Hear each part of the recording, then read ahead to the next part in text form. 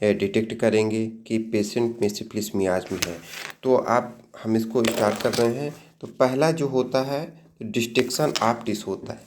इस मियाज्म में डिस्टिक्शन obtuse and ulceration obtuse देखने को मिलता है। जैसे कि ये देखिए, मैं एक डायग्राम के थ्रू आपको बता रहा हूँ। ये इसका माउथ अल्सर है जिसमें से अल्सरेशन हो रहा है, अल्सर हो रहा है। तो ये आएगा सिफिलिस मियाज्म के अंडर। अब यदि हम सोरा की बात करें तो उसमें से फंक्शनल डिस्टर्बेंस होता है। और सिफिलिस की बात करें, अल्सरेशन या डिस्ट्रक्शन ऑप्टिस हो रहा है, जैसे यहाँ पर आप देख रहे हैं। और यदि हम साइकोटिक मियाज्म की बात करें तो उसमें से प्रोलिफरेशन और इनफिल्ट्रेशन देखने को मिलता है। अब हम नेक्स्ट फीचर की बात करते हैं। तो इसका नेक्स्ट फीचर है साइलेंट टाइप ऑफ पर्सनालिटी। ये जो पर्सन होता है तो बिल्कुल साइलेंट टाइप दिखने को मिलता है, बिल्कुल मासूम सा, जैसे कि इसके फेस से पता चल रहा है। अब हम नेक्स्ट की बात करते हैं कॉम्प्लिकेशन। तो इसका जो सिफिलिस मियाज्म का कॉम्प्लिकेशन है, तो रात में और समर में कॉम्प्लिकेशन इसका बढ़ जाता है।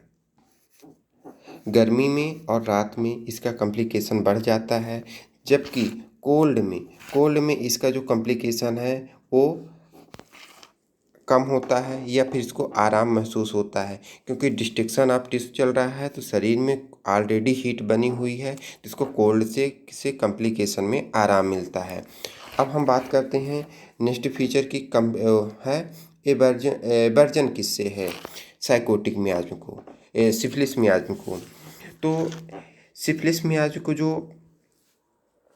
एबर्जन रहता है वो मीट से रहता है, जबकि हम यहीं साइकोटिक मियाज्म की बात करें तो उसमें से मीट की डिमांड ज़्यादा रहती है। और सोरा की बात करें तो सोरा में उसको मिल भी गया ठीक है, नहीं मिला तब भी ठीक है।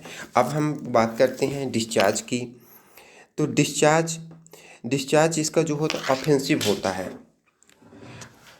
और से सोरा का डिस्चार्ज नॉर्मल होता है, जबकि साइकोटिक मियाज्म का जो डिस्चार्ज होता है वो एबनॉर्मल डिस्चार्ज होता है। तो सोरा का नॉर्मल, इसका ऑफेंसिव, और साइकोटिक का एबनॉर्मल। अब हाँ आ जाते हैं इसके माइंड सेट की बात करते हैं। तो माइंड सेट जो है, तो माइंड सेट समझने के लिए मैंने एक पेशेंट थे उसकी केस हिस्ट्री में लिया था, तो उसके थ्रू हम समझेंगे तो बहुत अच्छे से समझ में आएगा।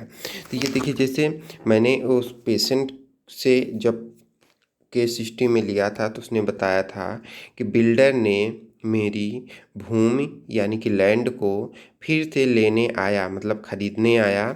मैंने नहीं दिया, डांट कर भगा दिया। फिर मैंने सोचा ऐसा नहीं करना चाहिए था, मैंने गलत किया, पर क्या करूं, बिल्डर पर क्या भरोसा।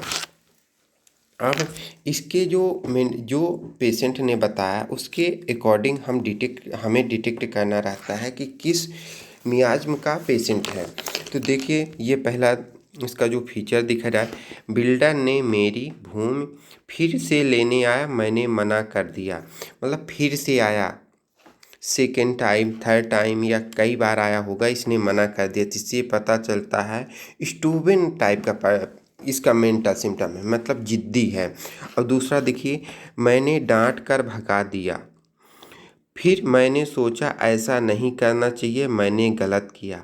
मैंने सोचा यानी कि नाराज, उसने सोचा कि ऐसा नहीं करना चाहिए, मैंने गलत किया। तो सेल्फ कंटामिनेशन उसके बाद से पता चल रहा है कि आत्म निंदा कर रहा है। मैंने गलत किया, मैंने गलत किया। अब नेक्स्ट है, पर क्या करूं, बिल्डर का क्या भरोसा। पर क्या करूं, पर क्या करूं इससे मतलब मिस्ट टस्टफुल, उसके अंदर जो है उदासी भरा समझ में आ रहा है कि अब क्या करूं, कोई रास्ता नहीं, इसलिए मैंने ऐसा किया। तो उसके बाद से पता चल रहा है कि स्विलन पर्सन है, यानी उदासी भरा उसका माइंड है। अब फिर नेक्स्ट बात करें, बिल्डर का क्या भरोसा। तो मतलब उसके जो बाद से मेंटल सिम्टम है वो मिस्ट टस्टफुल है। तो ऐसे हम मेंटल सिम्टम को डिटेक्ट करेंगे। तो यदि हम ईजली इसको समझें तो सिफिलिस का जो मेंटल सिम्टम होता है, जिद्दी होता है, उदासी भरा रहेगा, नाराज भी रहेगा, सेल्फ कंटामिनेशन करेगा, खुद की अपनी बुराई करेगा और मिसट्रस्टफुल, किसी पे भरोसा नहीं करेगा। जबकि हम सोरा की बात कर लें मेंटल सिम्टम की, तो उसको फेयर रहता है एवरीथिंग, मतलब हर किसी चीज़ से उसको डर रहता है। और यदि हम साइकोटिक मियाज का मेंटल सिम्टम देख लें तो उसमें से ऐसा रहता है कि उस जैसे डिसअपॉइंटेड पर्सन का मेंटल सिम्टम मिलता है, सेम वैसे ही उसका मेंटल सिम्टम मिलता है। तो मेंटल सिम्टम उसकी बात करें साइकोटिक मियाज की मेंटल सिम्टम की, तो वो रहेगा सस्पिशियस रहेगा, क्रूरल रहेगा, डिसीटफुल रहेगा, मतलब छल करने वाला रहेगा, हार्म पहुंचाएगा अदर एनिमल को, और सिक्रेटिव रहेगा, अपनी चीज़ें किसी को नहीं बताएगा, साथ में क्रॉस रहेगा, किसी की बात काट देगा, कोई उसको मना करता है तब भी नहीं मानेगा, और साथ में इरिटेबल रहेगा। ये होगा साइकोटिक का। सिफिलिस का जैसे मैंने आपको यहाँ पूरा बता दिया पेशेंट के केस हिस्ट्री के, तो उसके बाद से ही पता चल रहा है कि सिफिलिस का है। अब हम बात कर लेते हैं नेक्स्ट की, हेडेक की। नेक्स्ट फीचर इसका है हेडेक। तो हेडेक जो है तो नाइट में इसका, चलिए हम एक डायग्राम के थ्रू भी इसको समझ लेते हैं। ये तो सिफिलिस मियाज्म का जो हेडेक होता है तो केवल ऑक्सीपिटल रीजन में होता है, यहाँ पास जहाँ बीपी होने पे, हाई ब्लड प्रेशर हाई होने पे जब पेन होता है यानी कि दर्द महसूस होता है तो यहाँ होता है। तो यही सिफिलिस मियाज में भी हेडेक यहीं होता है, मतलब ऑक्सीपिटल रीजन में दर्द होता है, हेडेक महसूस होता है। अब इसकी जो एग्रावेशन होता है कब होता है, किसके, ये चलने पे, इसको चलने से, गर्म आग से, आवाज़ से और रिस्ट से इसका एग्रावेशन होता है, मतलब जो दर्द रहता है बढ़ जाता है। जबकि मॉर्निंग कोल्ड और नोज ब्लीडिंग से इसका जो है ना हेडेक कम होता है। किसे, मॉर्निंग कोल्ड और इसका नोज ब्लीडिंग से इसका जो ऑक्सीपिटल पेन है यानी हेडेक है वो कम रहता है। अब हम बात कर लेते हैं नेक्स्ट की, जिसका जो प्रोमिनेंट फीचर है, जो कुछ डिसीजेस आती हैं जैसे बोन पेन हो गए, डिफॉर्मिटी आ गई, गैंग्रीन आ गया, तो ये होती हैं जैसे बोन पेन। तो और इसमें से मैंने बताया कि डिस्ट्रक्शन ऑफ टिश्यू होता है, सेल का टूटने लगती हैं, और या फिर अल्सरेशन होता है जिससे ओस्टियोआर्थराइटिस ये है, इसमें से सेल टूट रहे हैं, इसके कारण यहाँ बोन पेन होगा।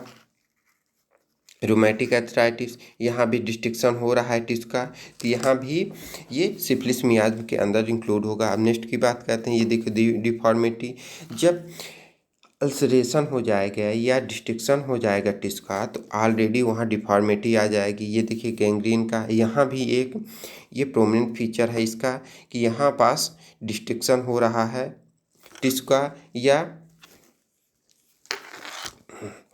अल्सरेशन साथ में हो रहा है, ये ड्राई गैंग्रीन का पिक है।